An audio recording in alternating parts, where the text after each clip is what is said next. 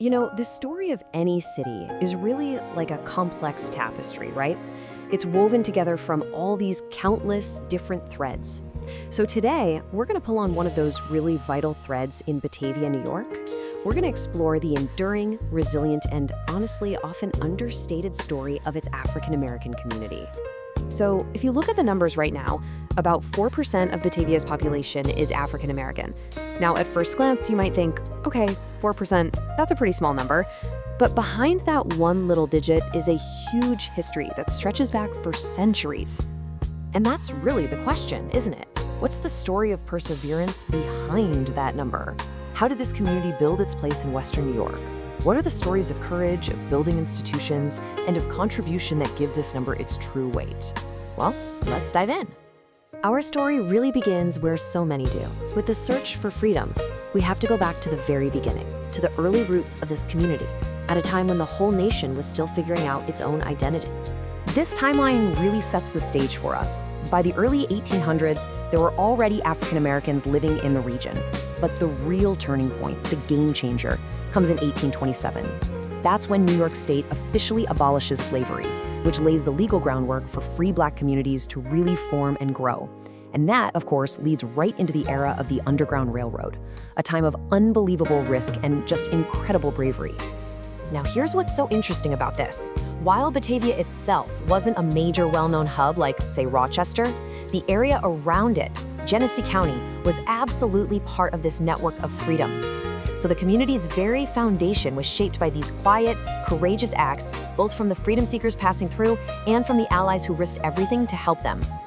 Okay, so escaping to freedom is one massive challenge, but building a thriving community in freedom, that's a whole other mountain to climb. This next chapter is all about how these new communities built their own pillars of strength, literally from the ground up. And right at the very heart of all this community building was the Black church. I mean, it was so much more than just a place for worship.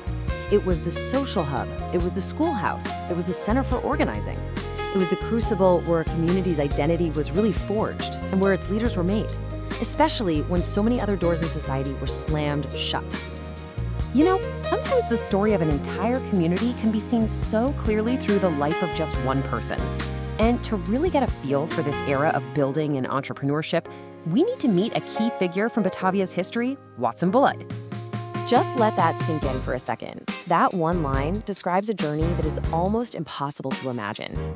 Think about the resilience, the sheer determination it took to go from being enslaved in the South to establishing yourself as a respected business owner and activist in the North. It's just an incredible story of self-determination. And this really shows his impact perfectly. Watson Bullock didn't just build a successful business for himself and call it a day. No, he poured that success right back into his community. He was an activist, a leader, and he was crucial in helping preserve one of those key pillars we just talked about, the church. He's the perfect example of that spirit of building something that lasts for everyone. So, that brings us back to today.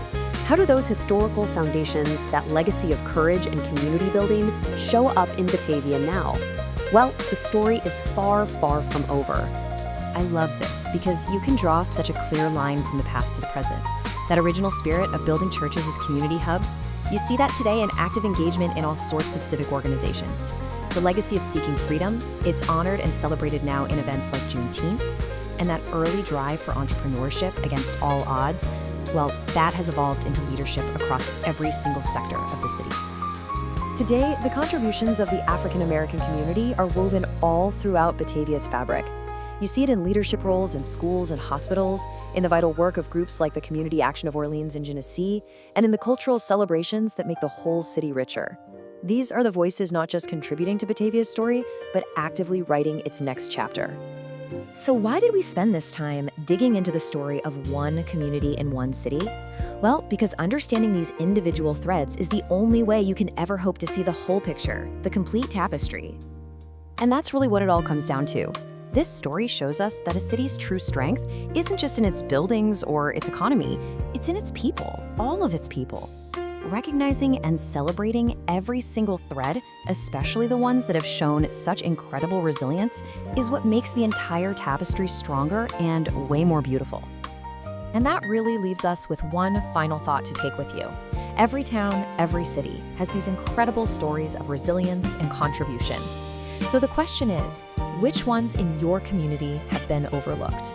What vital threads are just waiting there for you to see them, to understand them, and to celebrate them?